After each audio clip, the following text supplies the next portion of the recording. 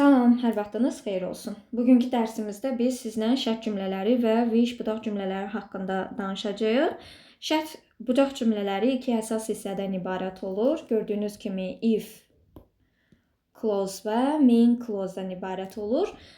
Və demək olar ki, şərt cümlənin strukturu məna və zamana görə dəyişir. Ən çox istifadə edilən şərt cümlənin növləri və onların izahlarını indi verəcəm.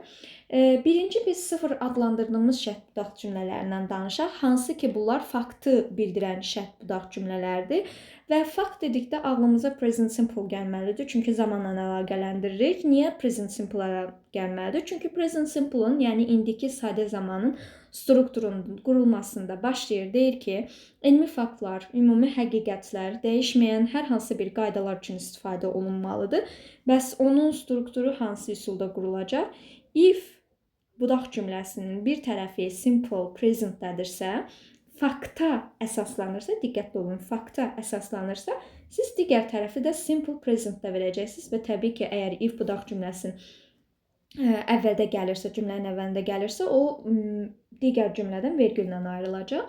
Əgər misal yazmalı oluruqsa, məsələn, tutalım ki, əgər bir taxta parçasını suya qoysaq, o üzər. Bu bir faktdır. Məsələn, cümləni yazaq. Cümləmizdən də göründüyü kimi, if budaq cümləsini əvvələ gətirdik, zamanı indiki sadə zamanda verdik, ondan sonra gələn mübtədəyə əsasən xəbər üçüncü şəxsin təkində oldu və burada vergül qoymağı unutmadıq. Bu da bir faktdır. Niyə? Çünki əgər siz bir taxta parçasını suya qoysanız, o üzəcək. Və yaxud da ki, qeyd eləməyin, burada deyir ki, günəş batanda hava qaralır. İndi isə keçək ikinci conditionala. Adı əslində ikincidir, amma biz ona first conditional deyəcəyik ki, bu mümkün gələcək şərtdir ki, mənim ən sevdiyim şərtlərdən biridir. Niyə sevdiyimi deyim? Çünki istifadəsi çox rahatdır, reallığa uyğun olmalıdır və gələcəkdə baş verməsi ehtimal olunan hadisələri göstərməlidir və strukturu gələcək və indiki zamanın vəhdətini təşkil edir. Yəni, if tərəf simple presentdadırsa, digər tərəf gələcəkdə baş verməsi ehtimal olunduğuna görə will və feilin birinci formasında verilməlidir. Tutalım ki, əgər onu sabah görsəm, ondan danışacağam. Bir ehtimalla düşünürəm ki, onu sabah görəcəm və gördüyüm an onunla danışacağam. Burada da cümlə strukturuna diqqətli oluruq. Deməli, see simple presentdadır. I will hissəsi isə gələcək zamandadır və if budaq cümləsi əvvəldə gəldiyinə görə biz onu cümlədən vergüllə ayırdıq. Və digər halları da verə bilərsiniz, başqa cümlələr də verə bilərsiniz. Məsəl üçün, əgər sən çox oxusan, imtahandan keçəcəksən və sair kimi. Keçək üçüncü formaya. Adı üçüncü olub. Biz daha doğrusu onu second conditional adlandıracağıq. İndi isə nəzər salaq second conditional. Second conditional indiki zamanda, amma mümkün olmayan, sadəcə xəyali halı bildirir. Gördüyünüz kimi burada indiki zamandan, məsələn, biz niyə would işlədək? Siz bu cümlə strukturunu görsəniz, misal üçün alınınıza o dəqiqə second conditional gəlməlidir, amma onu da nəzərə alın ki, indiki zamanda mümkün olmasın və digər tərəf xəyali hal üçün gerçək olsun. Məsələn, deyirsiniz ki, hazırda real olmayan və ehtimalı çox aşağı olan hadisələri işlətmək istifadə olunur. Məsələn, bizim tez-tez dediyimiz, ay mən milyonçu olsaydım, tutalım Miami'də yaşayardım, Miami'də yaşayardım. Miami. Baxaq. If I were yəni əgər mən milyonçu olsaydım, gedib Miami'də yaşayardım. Ona görə də milyonçu deyiləm, buradayam. I were-ə baxıram və digər tərəfdə would-a baxıram. Simple past, would ikisi bir cümlədədir. Sizə bir belə danq eləyə bilər ki, niyə ayla were işlətdik? Sadəcə cümlənin strukturudur. Niyə? Çünki bunun olma ehtimalı çox aşağıdır. Baxın, yenə deyirəm, hazırda real deyil mənim milyoner olmağım, milyonçu olmağım və və olma ehtimalın belə çox aşağı səviyyədədir. Aşağı ehtimallandırsa, digər tərəfi də mən would-la verəcəm və struktur olacaq. If I were a millionaire, I would live in Miami. Və bu cümlə strukturunda siz I-ın yanına was əlavə eləyə bilmərsiniz. Niyə? Çünki bu tip şərt cümlələrində formal olaraq word işlənir. Yəni orada he də olsaydı, she də olsaydı, istənilən insan olsaydı, insan adı olsaydı, yenə də word işlədəcəydik və bizə o qayda yerinə oturacaqdı ki, bəli, əgər word varsa, bu avtomatik olaraq second conditionaldır. Və digər conditionalımız isə third conditionaldır. Hansı ki, biraz qarışıqdır. Niyə? Çünki keçmişdə bu baş verə bilməyib. Təəssüflər olsun ki, və bu gün də o mümkün deyil. Yəni keçmişdə mümkün olmayan hallar üçün istifadə olunur. Quruluşuna da baxdıqda if-dən sonra past perfect gətirilməli. Digər tərəf isə would have və feilin üçüncü forması ilə olmalıdır. Və qayda olaraq deyəcəyik ki, keçmişdə baş verməmiş, artıq dəyişdirilə bilməyən hadisələri ifadə eləyir. Məsələn, əgər onu dünən görsəydim, amma görə bilmədim, təəssüflər olsun, onunla danışmış olardım. Yəni gələcək olaraq, amma görsəydim danışmış olacaqdım, amma görə bilmədim, danışa da bilmədim. Ona görə tərcümə eləyəndə deyirik, əgər onu dünən görsəydim, onunla danışmış olardım.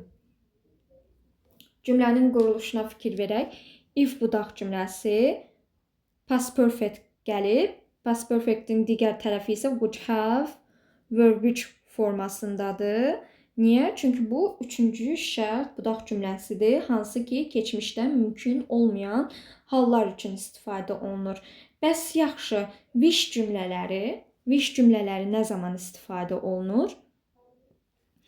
Wish budaq cümlələri daha çox keçmiş, indiki və gələcəkdə dəyişdirilməsi mümkün olmayan və yaxud da ki, əgər mümkündürsə çox çətin olan halları ifadə etmək üçün istifadə olunur. Onun da işlənmə yerinə görə bir neçə növü var. Daha çox biz indiki, keçmiş və gələcəkdən danışacağıq. Birinci istəyirəm indiki zamanın wish-indən danışaq, hansı ki, hal-hazırki vəziyyətdə narazılıq bildirir. Mən bura belə narazılıq yazacağam. Narazılığı bildirir və işlənmə qaydası wish plus simple past'dır.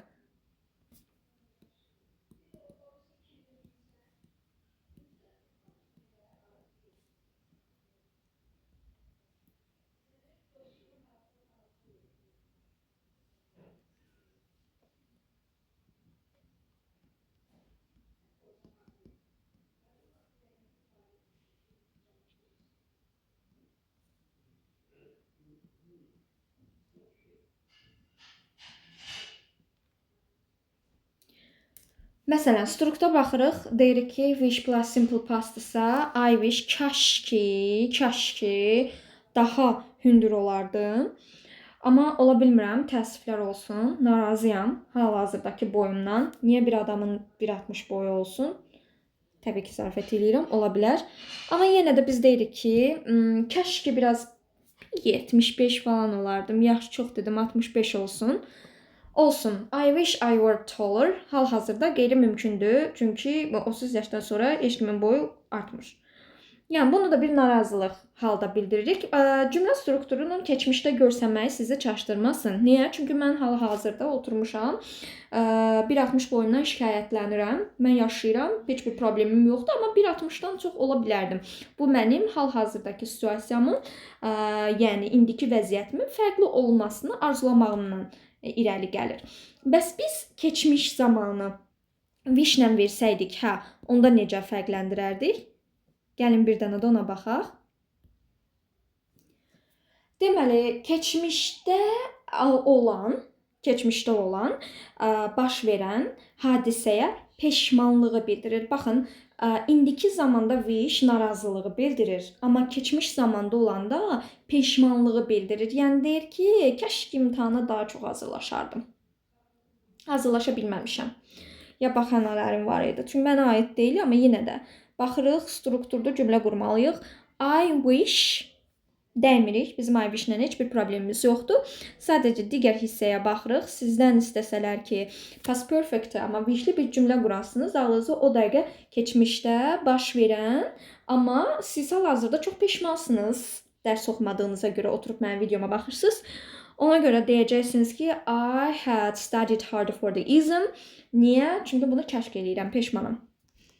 Bəs buna gələcəkdə necə reaksiya verərik? Bu mənim ürəyimdə bir arzu qalıbdı. Gələcəkdə baş verməyəcək. Gələcəkdə baş verməyəcək şeyləri arzulamaq üçün istifadə olunur.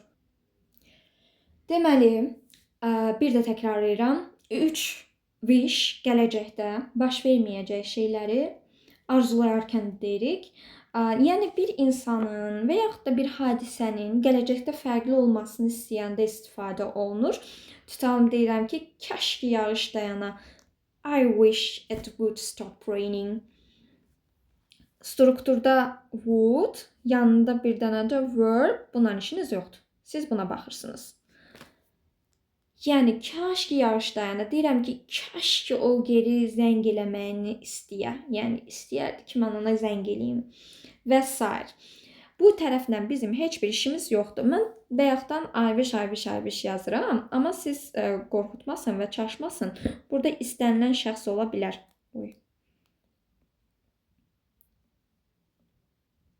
Bizim ondan işimiz yoxdur. Ona görə yazmıram. Yəni, bizim işimiz buradadır. Bir də təkrarlayıram. Wish indiki zamanda narazılığı, keçmişdəki peşmanlığı və gələcəkdə baş verməyəcək arzuları bildirir. Daha doğrusu bir də təkrarlayıram. Bir insanın və yaxud da hadisənin gələcəkdə fərqli olmasını istəyəndə istifadə olunur. Bunun daha geniş, belə deyək də, formasını növbəti videoda izah eləyəcəm.